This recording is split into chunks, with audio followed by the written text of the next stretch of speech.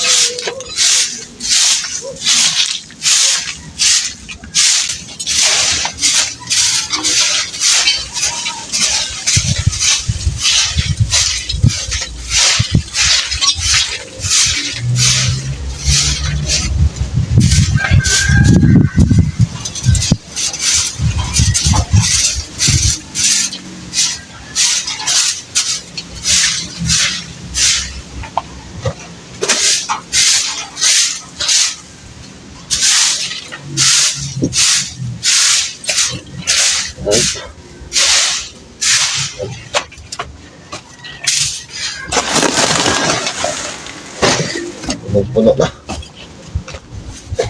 Ating sarahan.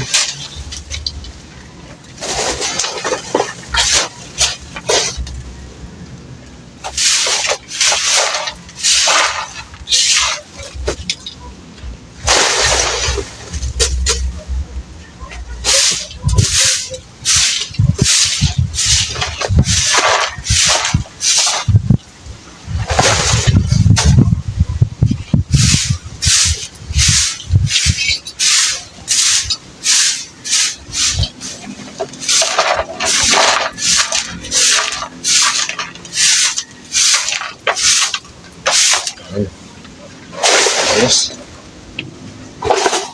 Kunin natin yung mga kalat dito mga kayumot.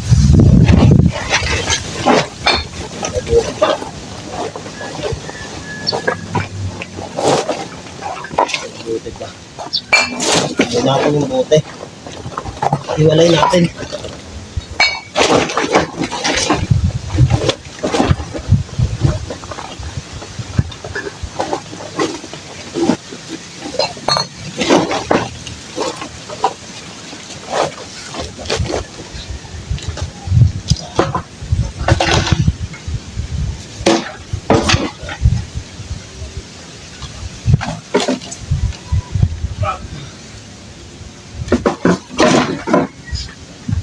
Kaalat.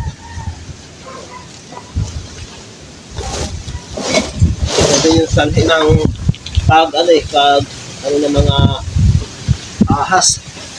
So kailangan nating linisin. Delikado na. Iwas din tayo sa mga kamandag na ahas mga kayumot.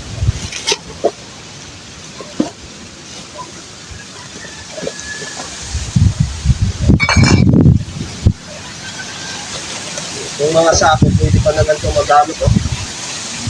Hindi natin iiwanan.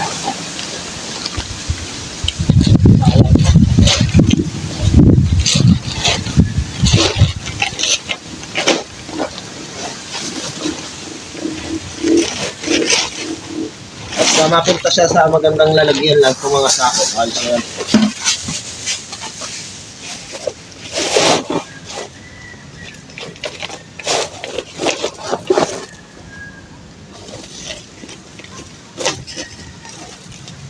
dito natin ilagay ng basura para mas malaki. malaking lalagyan.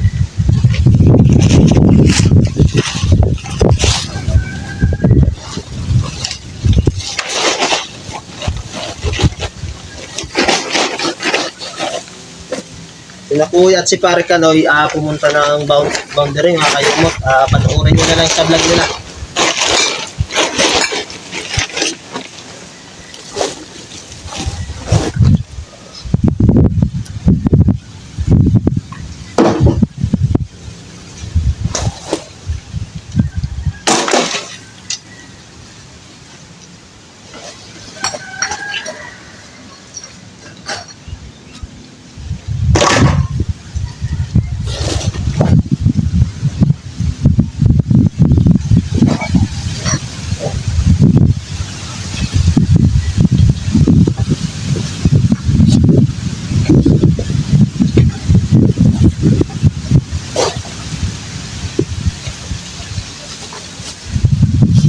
Itong mga basura.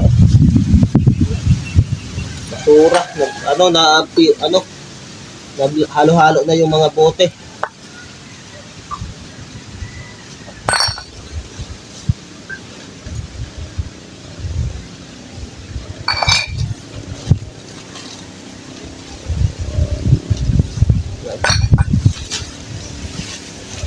Sama-sama na lang natin itong ano.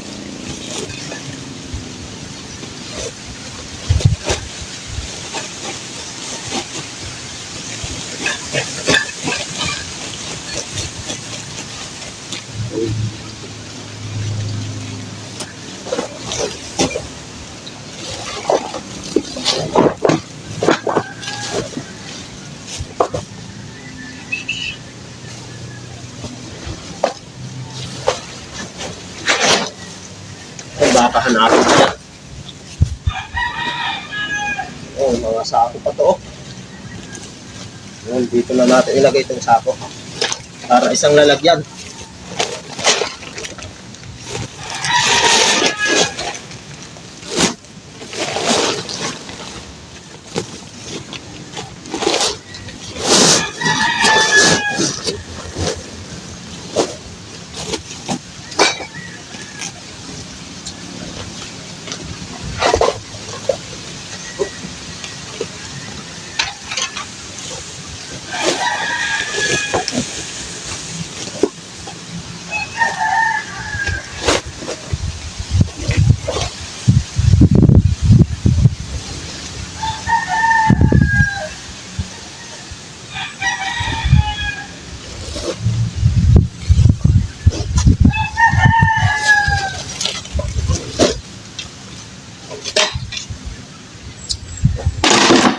So ayun mga kayumot, sobrang daming buting nakuha natin doon sa gilid. So ayusin natin, kamadahin natin yan mga kayumot. So nung gustong bumili ng bote, dito lang po sa Kamkapadalig. Ang dami po mga kayumot.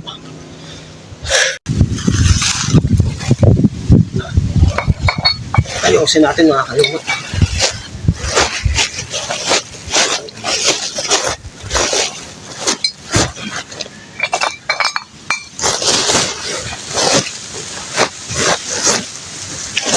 Iniitan pa naman itong mga bote ay lalong nagiging marupok, nababasag, delikado. Kaya asusin na lang natin dito sa sako.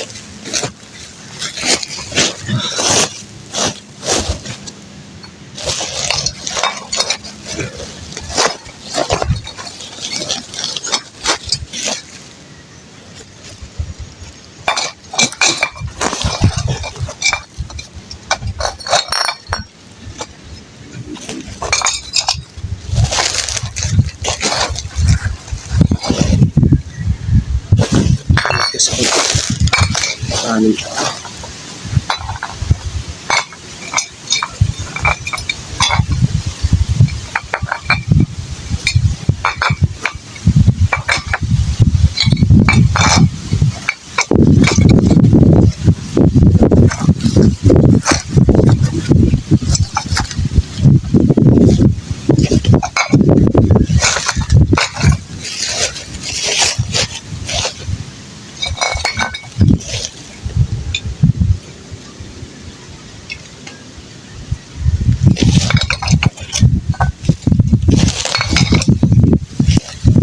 Maganda kasi tingnan pag mapatos na kayo. Siya kalat.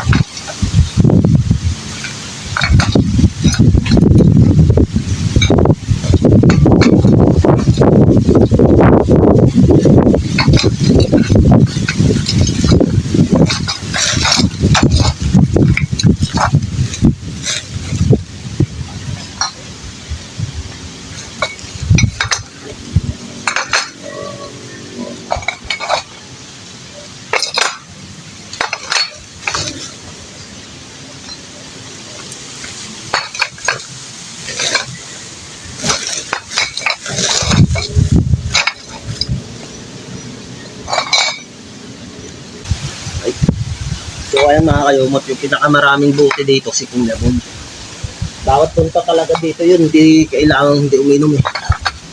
Siya nagpapasimuno. Shout out kay Kuya Boy.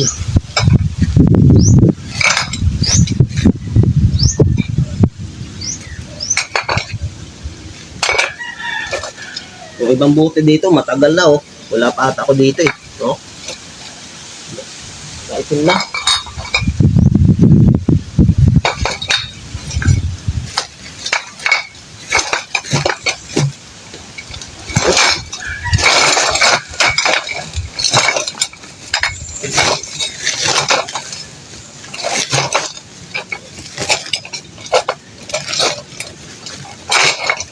Wag eh. Parang pwede pa sana yung isa. Kaso hindi na kasya.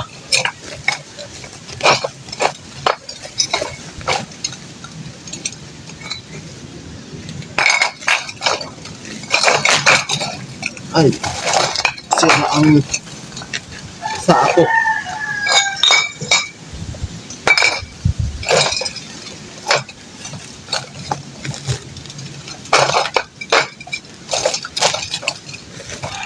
Hindi ang sako. Sira. Marupok.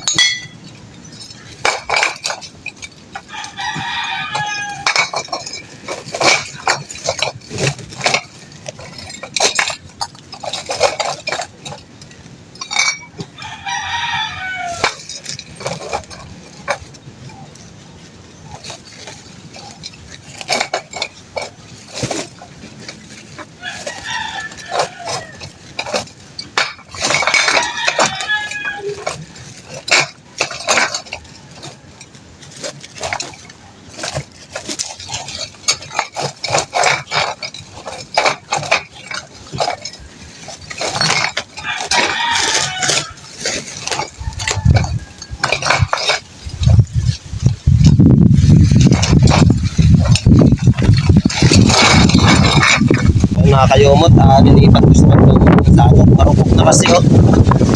Ano na yung sako. Marupok na. Oh. Pwede, doon na lang tayo ilagay natin sa iba. Para hindi mabutas. Yan.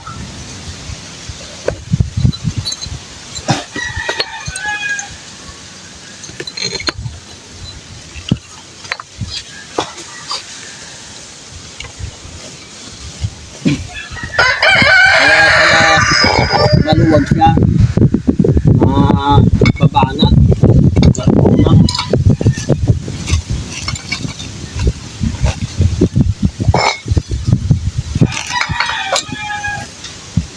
Sa mga gustong bumili, dito lang po sa Kampapanalig, oh. Daming 4 buti.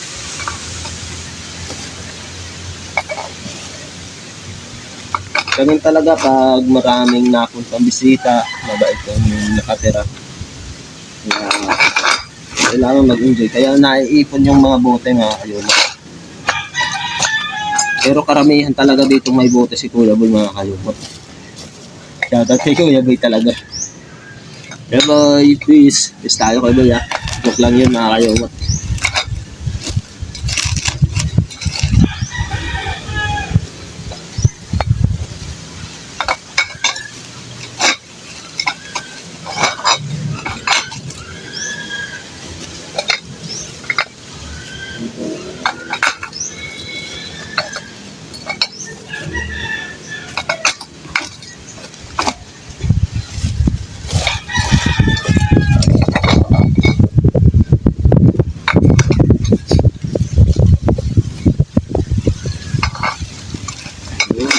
Diba?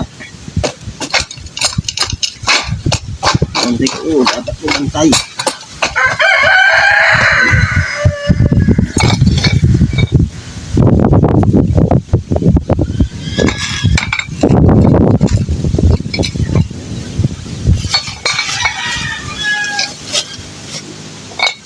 Oh, pwede na to. Nagbangas na oh.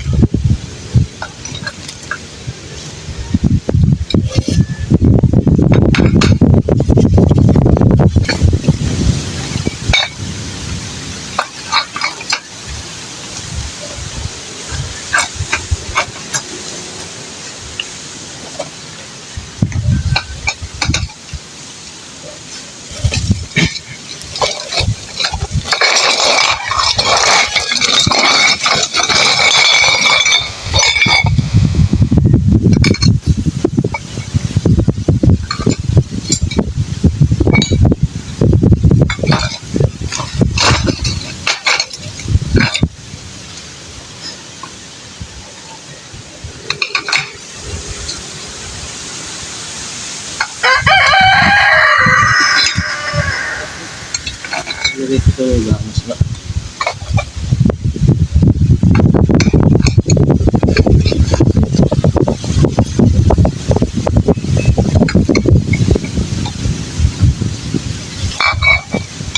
Ba.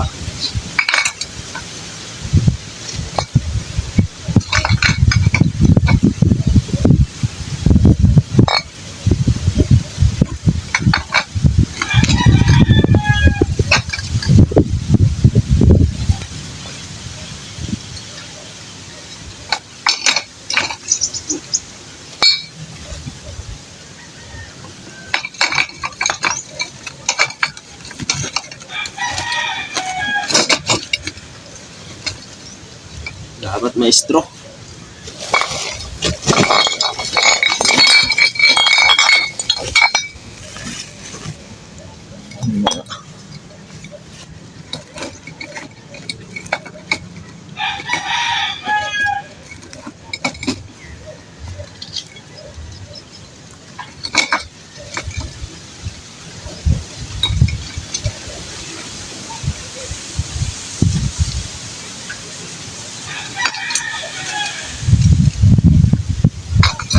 Lagyan natin muna itong bangas dito. Delikado.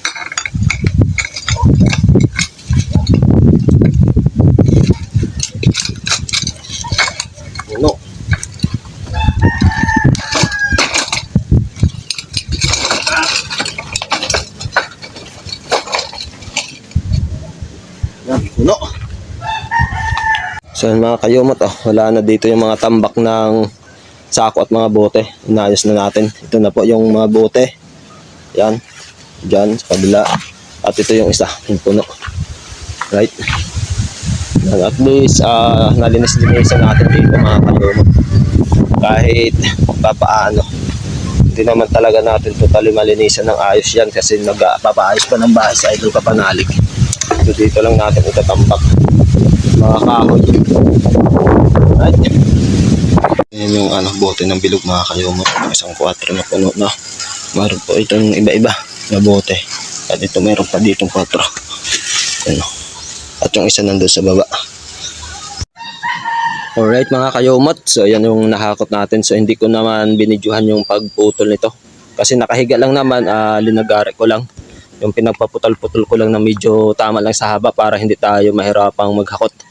So ayan, nakahakot tayo ng 10 ulit. Balik 15 na po ito mga kayumot. At mapapansin nyo na medyo may mga maitim. Pero ano yan mga kayumot, yung kawayan na ito ay napinsala ng yung Christine, bagyong Christine. Kaya sayang lang naman, ibabakod lang naman ni Sir Josely dito sa kanilang lote. Yun yung kinuha ko kasi dahil si Tatay Waning ay hindi naman sumama. Ako lang yung mag-isa na pumutol nung mga nakahiga niyan at naghakot mga kayumot. Mabuti kung kasama natin yung may-ari at makakapili tayo ng maganda. Pangit naman na tayo yung pipili at hindi natin kasama yung may-ari. So Sir Josely, kayo na po ang bahala. Kay tatawanin kung ano yung pag-usapan nyo dito sa kawayan. Yan, pero nakahakot na rin ako ng 10 at bali 15 na po ito. So bahala na lang kayo kung mag-diskarte. Kasi matibay pa naman ito mga kayumot Yan, matibay pa. May mga kulay green. Ito talaga yung mga napinsala talaga ng Christine. Yan. Right. Yan. Alright, so mga kayumot, at katatapos ng natin maghakot ng kawayan, so napakadungis ko. Lupig ko pa yung nag-uling mga kayumot. Ayan, at so natapos na nga natin hakutin yung 10 kawayan doon kay Sir Josely. At may 5 tayo kahapon, so 15 yun mga kayumot. At si Tatay Waning hindi natin nakasama kasi may pinuntahan, kaya yun lang kinuha ko. Yung mga nakatumba mga kayumot kasi pangit naman tayo magputol ng mga nakatayo kung wala naman yung may-ari, di ba? Kaya yun, kinuha ko lang yung mga napinsala na Christine, yung bagyong Christine mga kayumot. At least pwede pa naman pakinabangan, pambakod lang naman yun mga kayumot. So ayan, dahil nga nangangati na ako, ay gusto ko munang i-shoutout yung mga nag-comment doon sa last upload ko mga kayumot na sina Bini Jose, yay, so shoutout. Alan de los Reyes, shoutout. Kay Sir Domingo Katindig, shoutout po. Kay Ma'am Margie Fernandez, shoutout. Kay Sir Arnold U50, shoutout. Kay Marites Navarro, shoutout. At kay Team Kapanalig 2.0, yan, maraming salamat sa laging pagsuporta mo. Team Kapanalig 2.0 sa aking YouTube channel. Mabuhay ka hanggang sa gusto mo. Yan, shoutout sa iyo. At kay Sir Arnel B. Bailon, shoutout. Kay Amando Montemayor, yan, shoutout po sir. At sa 264 viewers, maraming salamat po sa inyong suporta. Alam nyo na tinawagan ako ng mama ko na puntahan ko muna daw yung pamangkin ko doon sa Tondo, Manila kasi sinabihan siya ng school doctor na magpahinga muna ng 2 linggo. So yung kanyang anak ay walang naghahatid doon sa school kasi yung asawa niya ay nasa biyahe. So nagbiyahe po yun ng simula Manila to Palawan.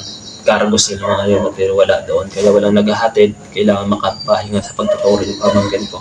Tapos yung isa ko na pamangkin ay nag-training sa Coast Guard kaya walang